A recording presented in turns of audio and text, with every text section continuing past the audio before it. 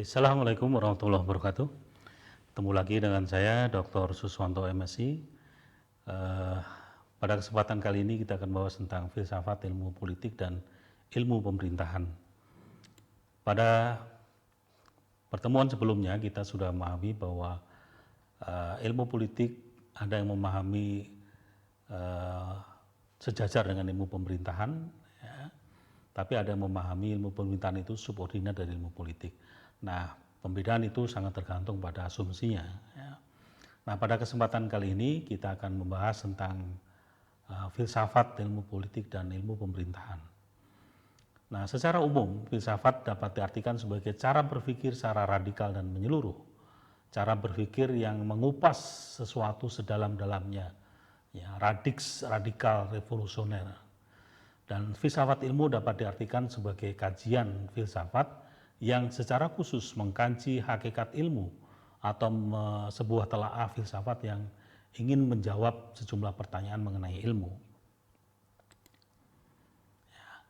Nah, ada 3 kategori ya yang biasa kita gunakan atau yang dibuat oleh para ilmuwan untuk mempelajari filsafat ilmu itu. Yang pertama adalah ontologi. Ya. Ontologi berusaha menjawab pertanyaan apakah yang ingin diketahui, yang ingin dijelaskan oleh sebuah ilmu itu.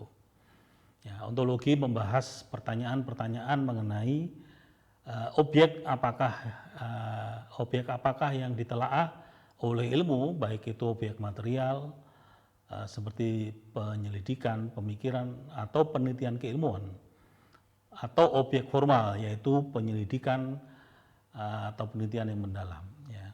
Objek formal adalah sudut pandang yang digunakan untuk memahami objek material.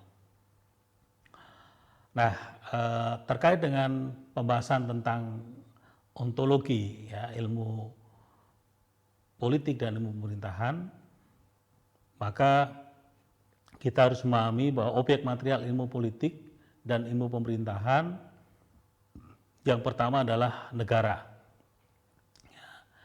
Nah, negara di sini bisa diartikan sebagai institusi, yaitu organisasi dalam satu wilayah yang memiliki kekuasaan, ya, kekuasaan tertinggi yang sah dan ditaati oleh rakyat. Dan sebuah negara itu minimal memiliki wilayah, kemudian penduduk, pemerintahan, dan kedaulatan. Nah, yang kedua, ya, objek material ilmu politik dan pemerintahan adalah kekuasaan. Ya. Kekuasaan didefinisikan sebagai kemampuan seseorang atau suatu kelompok untuk mempengaruhi tingkah laku orang atau kelompok lain sesuai dengan keinginan pelaku, ya, atau kemampuan seseorang atau kelompok mempengaruhi kebijakan pemerintah sehingga kebijakan pemerintah itu sesuai dengan keinginannya. Ya, ada yang katakanlah kalau menginginkan kebijakan pemerintah itu dirubah dan kemudian kelompok itu berhasil, ya, membuat pemerintah mengubah kebijakannya, maka kelompok atau orang itu memiliki kekuasaan. Nah, yang ketiga, ya, adalah pengambilan keputusan atau decision making, dan keputusan adalah membuat pilihan di antara berbagai alternatif. Pengambilan keputusan menunjuk pada proses yang terjadi sampai keputusan tersebut tercapai. Ya. Dan yang keempat adalah kebijakan umum, yaitu kumpulan keputusan yang diambil oleh seorang pelaku atau kelompok politik dalam memilih tujuan dan cara mencapai tujuan. Nah, kelima adalah pembagian dan alokasi nilai-nilai. Ya, nilai adalah sesuatu yang dianggap baik, dianggap benar, dan dibutuhkan oleh banyak orang. Ada yang bersifat abstrak, seperti kebebasan berpendapat, keamanan, kebebasan mimbar, ya, atau ada nilai yang sifatnya konkret, seperti kebutuhan papan, pangan, sandang, kemudian pelayanan pendidikan, kesehatan, transportasi, juga jaminan kerja. Ya.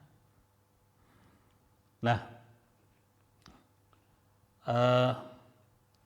kita perbandingkan, ya, objek material dan objek formal, ilmu politik dan ilmu pemerintahan.